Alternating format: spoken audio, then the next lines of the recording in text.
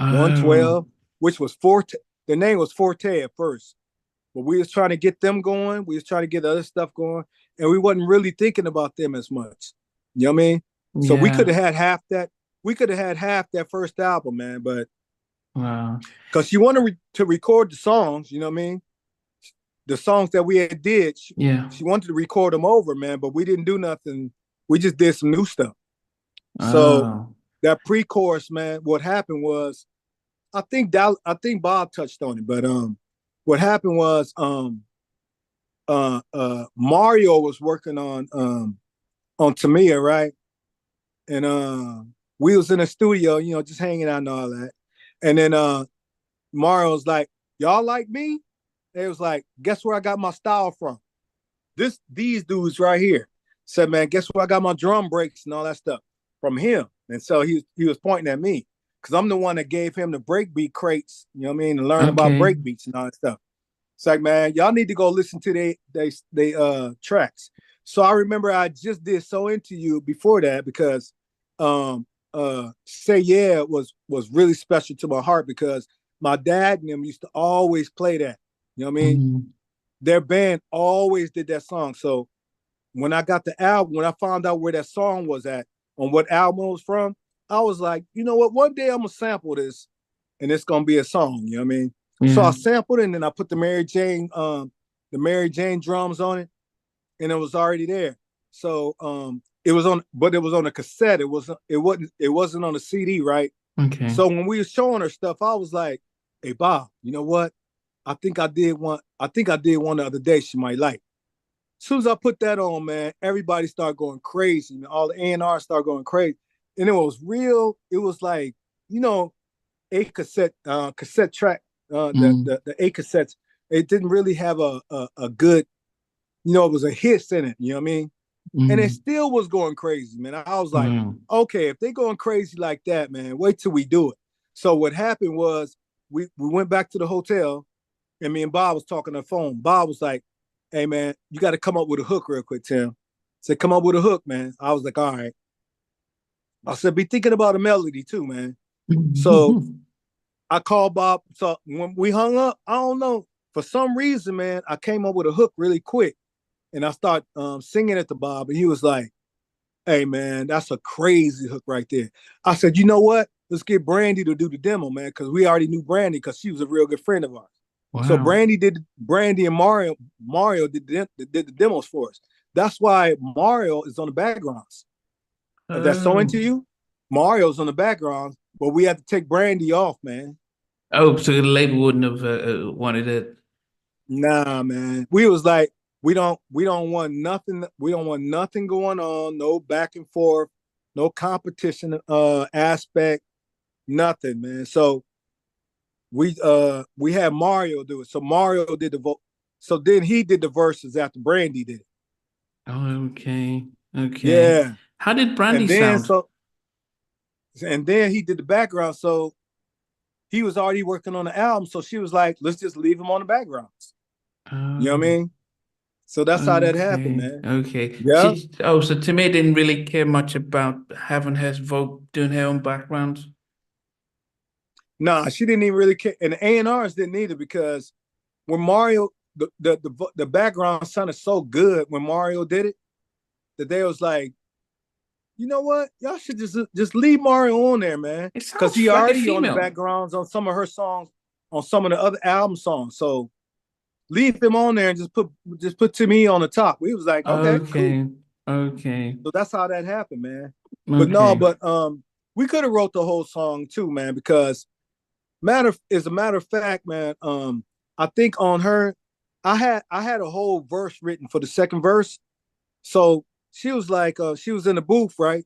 And that's when she started learning about publishing and stuff. She was in the booth. She was like, "Hey, you guys, you know what? Y'all mind if I kind of help out with the second verse?" And in my mind, I already had the second verse, but I was like, you know what? Yeah, it's all good. So she wrote the first two lines, and then we kept the second two lines that I came up with. So it Okay. ended up working because I wanted to get on the album so bad. I was like, hey, if you even don't even like what I wrote, man, take it off. You can write whatever you want to write. I just want to get on your album, man. Why is Because that though? Quincy Jones had done her album, so you know her her budget was like she had no ceiling, man. So I was like, maybe the you know what I'm saying? Maybe we'll get paid over here. Maybe we get some more records, man. Like whatever she want, man. Go ahead. And Brenda Ritchie was manager too at the same time. That was a Wow. Lionel's Lionel's wife. ex-wife, Okay, Brenda okay. Ritchie. Yeah, she Wow. used to manage her. So we was like, man, okay, she got Quincy Jones and she Mm. got Brenda Ritchie. We Yeah. got to get on here by any means necessary. Yeah. So what Yeah. happened was they came out with the first song. Jermaine had the single, and then they was gonna go to another album. And just like They Don't Know, man, I used to talk to all the A&Rs, right? So I think Jay was an A&R then. Jay that's over at he's over at Jay-Z's joint right now, right? Okay. So Jay was up at Quest. I said, hey, Jay, man, I said, you know what? I said, man, why don't you white label this and just send it to the DJs and see what they say, man? He was like, that was back then when white labels didn't cost that much. He was like, but Okay. man, y'all could do, you know what? Y'all could do a whole album, man, and you know it'll cost just as much. I'm like, yeah, but you know what? We this record right here, you know what I mean? It's something about this one, man. Just white label it and just see what happens. Sure enough, he white labeled it, man, and it went from number 60 to the next week it was on the left side of the chart, man. It was like number 13 or 10 or something like that. Wow. And they Yeah, man. re-pushed the album. Yeah. So then they start pushing it. Yeah. So then they really, put some money behind that song and her album. And I think it went gold in a lot of countries. I think it might be gold right now here. You know what I mean? Okay. Just Okay. turned gold. Because Yeah. every day, I'm a stat dude. I'm Okay. always looking at RIAA every day, see what albums we was on that wasn't, Yeah. gold back then if they are now. So I'm one of them dudes. You know what I mean? Yeah. I'm Yeah. always looking at the stuff. I'm like, oh, okay. It went up. Okay, so 2 million. Okay.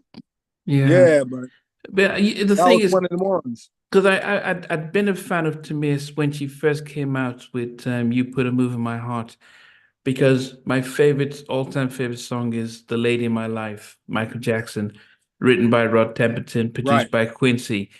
And so Rod Temperton wrote "You Put a Move in My Heart," and Quincy produced it. So it was almost like "The Lady in My Life" Part Two.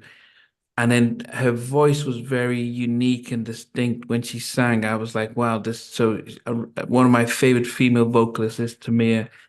So I think, when you do listen to I'm So Into You, it is one of the things that her vocals stand out.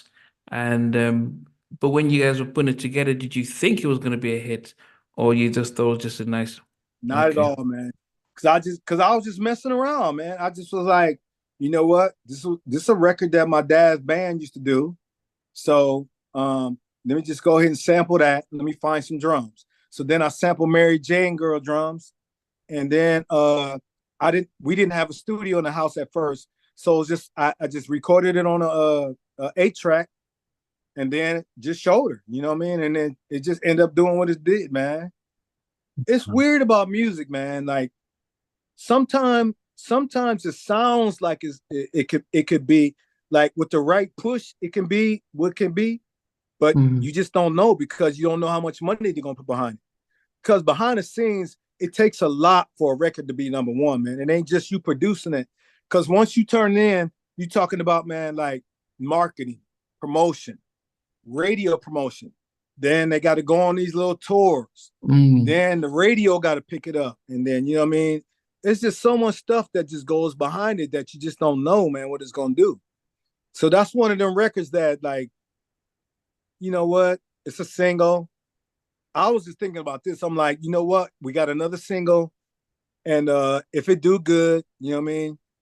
Uh, that'll look like Tim and Bob Don't Mix because we wasn't missing, man, at first. Like after we did They Don't Know, we was not missing, man. So when I did So Into You, I was like, let's see what happens, man. Sure enough, it just did what it did, man. It's just one Yeah. of them ones that to this day that everybody just love, man. I'm like, Yeah. I think that's a signature song. I don't Hey guys, thanks for watching. Thanks for being a part of Halftime Chat. Please remember to subscribe, share, and comment. But most importantly, why don't you become a member of Halftime Chat? We've got amazing videos, amazing perks, and being able to support the channel. But anyway, thanks for watching. Take care. I never participated in that category. And somewhere in between us for even loving us, on which I did miss you.